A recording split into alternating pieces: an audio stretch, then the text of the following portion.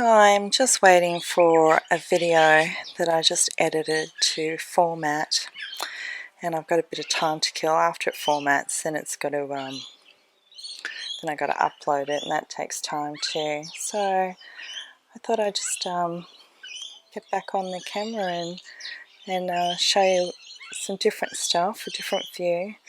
So this is where I was messing around with. I mainly started off with this Aeonium here. This was up against the wall there, and I thought it would do better here. And I've had this one for a while. I've sort of grown it to look like this by sort of pruning it and just pulling off all the dry leaves and the lower leaves. Now they just look like little bursts of rosettes, so that's cool. So I put that there, and I had a maple tree in a pot over there as well, and I've moved that. So all my little propagation and little things I'm fiddling around with are up this end now, and they can get a bit more sunlight. And then I just rearranged this stuff a little bit too, and table over there. It's just tidying up that stuff and the shelves. And so there's the shade house. These are where I put my terracotta pots, and I've also pulled out these trays. These are the plants I've selected to sell, though I've been a real slack ass there. But I've had two customers I've dealt with privately recently, and that's been pleasant. One of you may be watching, so hi. I don't want to name your name, it might not be appropriate. And so I had this little frame thing here. It was one of those greenhouse things you buy at Bunnings, and since lost the plastic covering that went to it, but it turns out to be a decent shelving unit. So here are a few more propagation trays I've put here. I've sort of had them tucked around other spots, but now that summer's gone, I think these will be safe enough to just leave here. Talk about that another time. This is just a general peruse. So this is the pot that had the Japanese maple. See, all the leaves are gone. You can't even really tell it's maple. I've got a few of them. This one I bought for $20. It did look very sad when I bought it. And I'm trying to nurse it back, so it's only about a year or two old. At the base of it, there was some just garbage just growing in there, some seeds that had accidentally taken off from another tree, I suspect, but that's another story. So I removed those, I replanted them somewhere else, and then I thought I might just put some low light succulents in here. So Haworthias, just spoke about how I feel about them. They were just sort of on some bottom shelves in my shade house, not doing so well, so I thought they might actually enjoy being here. I put a few down the back there.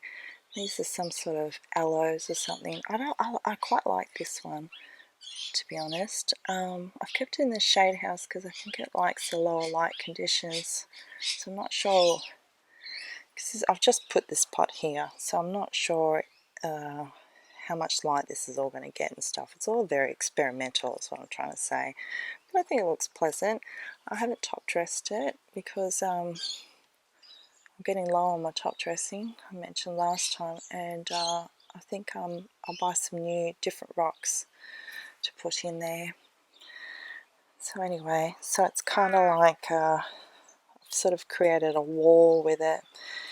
This pot here, these lady fingers, don't look good.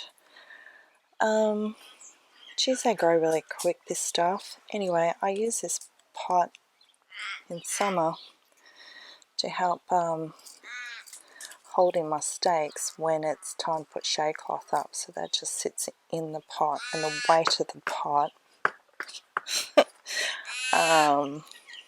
sort of, I use it as an anchorage. And right now this size is creating shadow. The sun comes in this direction, so it casts a bit of shadow, and that was the whole idea. Right. Then, obviously you've seen this stuff all the time. Oh, this has fallen over. I moved this from a different pot, but I didn't really plant it properly in here. I just tried to shove it in like that, and clearly that's not good enough. So maybe we'll just let it just rest there for a minute. Came from this pot. Oh, bird poop. Yuck. Yuck. Gotta wash that off. It was right here, and it was butting up, and the leaf was hitting up against it like that. And initially I thought I had to take this out, but once I removed that I thought, oh no, this is cool, because now it sort of sits above this cluster, which is pleasant. And that's the Japanese purple I showed you in another video. Yeah, so all this is pretty much the same hoo-ha, nothing exciting. I'll show you this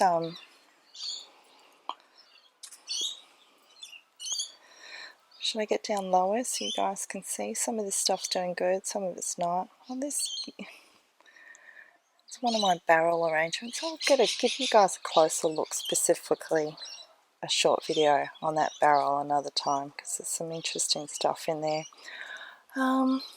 Heading over in this direction. This plant, this tree, belonged to my late father. Doesn't look very nice right now.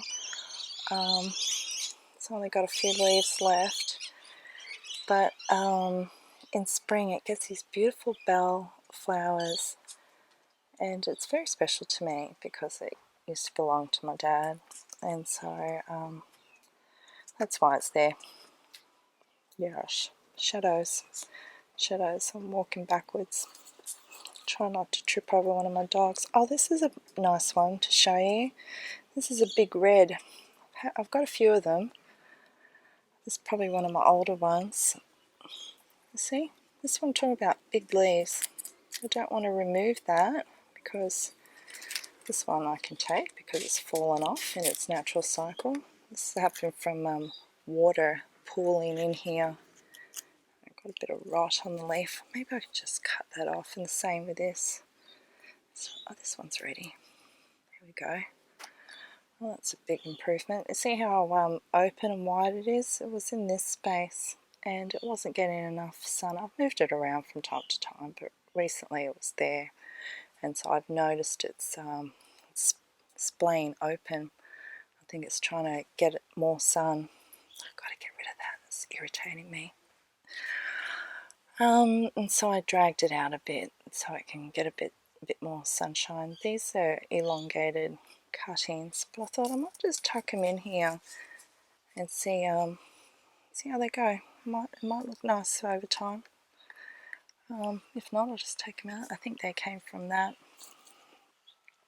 It's got a flower. I haven't done a systemic on this one. I haven't really noticed it to be too prone to mealy, so I'm not too worried about it.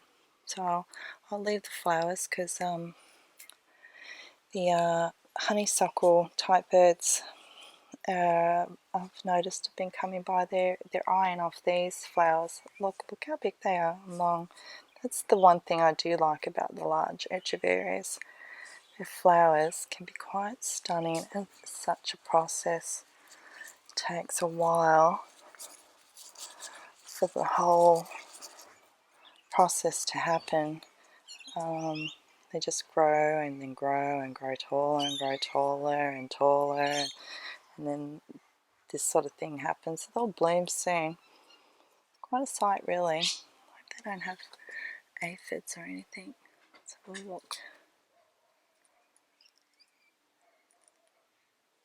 Any sign of an aphid and they're going straight away. But yeah, the birds like them, so I leave them there for them. And this would be great to propagate these later. Alright, anyway, I think that will do. Just a short one. Talk to you guys later. Have a good one. Enjoy your weekend. Bye. I wanted to sincerely thank you for watching, and if you enjoyed this video, I would really appreciate it if you liked it and subscribed to my channel. Also, you can find me as S's for Succulents on my Instagram and Facebook page, where I post daily photos with tips and information. So come and hang out with me there. It's a great place to chat and connect. Thank you.